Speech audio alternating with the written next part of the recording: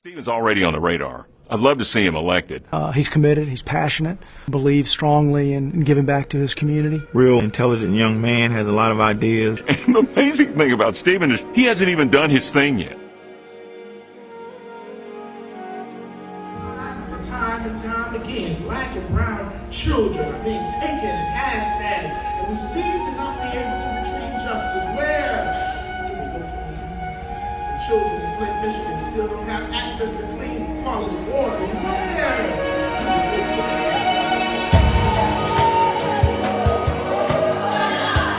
They were with up-and-coming change makers like Stephen Green of the NAACP Youth and College Division, or Brittany Bagnan.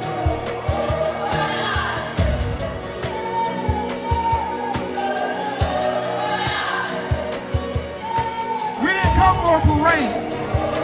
This is a protest. And we want the world to know that what our ancestors have done, a new generation will continue the tradition. So bring your marching shoes, bring your bail money, bring your ID, bring your soul. Because when our souls come together, we will send a more powerful message. That is not just what's happening in Ukraine, it's what's happening in the United States. It's not just Moscow, it's also Montgomery. It's not just Selma in Siberia and Syria. It's not just Paris, it's Palestine. All of us are tied together. So we say no war in Ukraine, no war in the United States, no war in Selma, Alabama, no war in Pittsburgh, no war in Palestine, no war, even in your own communities and in your homes. So join us on Friday for good, good.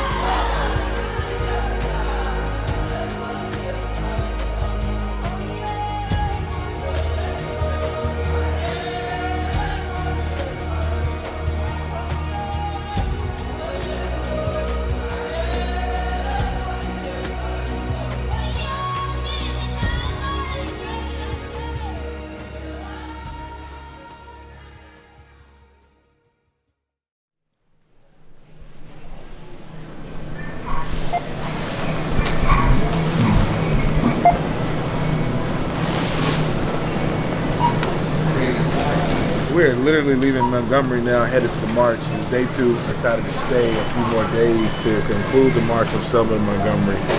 And I have to get more clothes because I've been here since Thursday in Selma. And we're getting some umbrellas because it's cold out there. It's rainy today. And we got about 10 miles to go today. And so we got to catch up to the marchers. Today's Reverend Sharpton and National Action Network. And, you know, just another day on the pavement.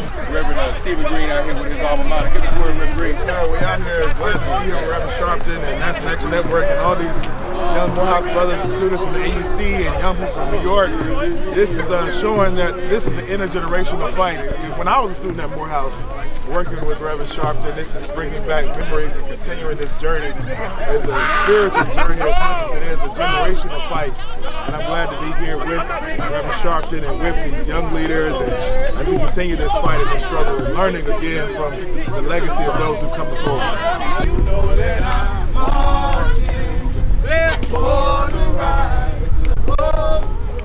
How do you feel about today, day 2? Today is incredible. I mean, I just think it's just hearing the remix of the music with the young leaders who are literally on the fly. Some of them, it's their first time engaged in a march like this. But hey, this is something that they will never forget. And being a part of this Selma to Montgomery moment, especially where we are in this country right now. Like, this is not just we're not taking a parade. We're here because we're still in a crisis and we're still in the fight. Absolutely. And like he said, it's intergenerational. I remember when Reverend Stephen Green was a youngster and out here under Jamal Bryant. Now he's pastoring one of the major churches in Harlem. And I preached for a couple of weeks ago, and the people up in that part of Harlem is asking him to run for Congress. I've seen the development go through. Like, I grew up under my mentors, Reverend Jesse Jackson. But we all here together. Reverend Toole, we all here together. Because if nothing else, our ancestors are depending on us. We are the people we've been waiting on. And if we can get out of our own way we can beat these folks because we beat them before. We can no longer ice skate around how we're feeling when it impacts us. We can no longer be mindful of the signs and just believe that somebody will just get over it over time. Every now and then, we must be true and honest with what we are facing and recognize that some burdens we can't carry alone. Day 2 was good. We just did 11 miles today. Our feet are tired today. We did a lot of hills today. Yesterday was more flat than before, and I feel renewed. We got it done. That feels great to be able to have finished the course today and really done the miles and really did what we came to do. And I think that the energy was great. The young people came from Morehouse and Selma and Clark Atlanta with a lot of energy, a lot of fervor, and a lot of fire. And so I hope that this lit something inside of them that will continue as they go back to Atlanta and beyond. Trying to really push this message around voting, around protecting this democracy or the idea of democracy in this country.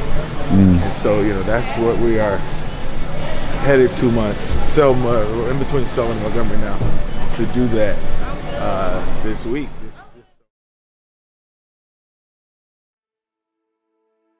Friends, for these few moments that are yours and mine, I just want to speak to you from this thought. First things first. If we are to make the first things first, we must recognize that this is a spiritual and sacred journey. There's never been a greater time than now to defeat the woes of fascism and authoritarianism that are threatening our nation. We must prioritize what matters the most. We must return to first things first. What matters the most is ensuring that we are prioritizing ensuring that everyone has access to the ballot. I know that many of us have retired our marching shoes, but beloved, if we are going to transform this nation, you got to put on your marching shoes again and take the footprints and the footsteps towards a better day, towards a beloved community, towards a new society that Martin King calls out that eradicates the triple evils of society, of poverty, militarism, and racism. Now is the time to let justice roll down like waters. Justice is perpetual, and justice is prophetic. Because the prophet Amos says, let justice roll down like waters and righteousness like a mighty stream.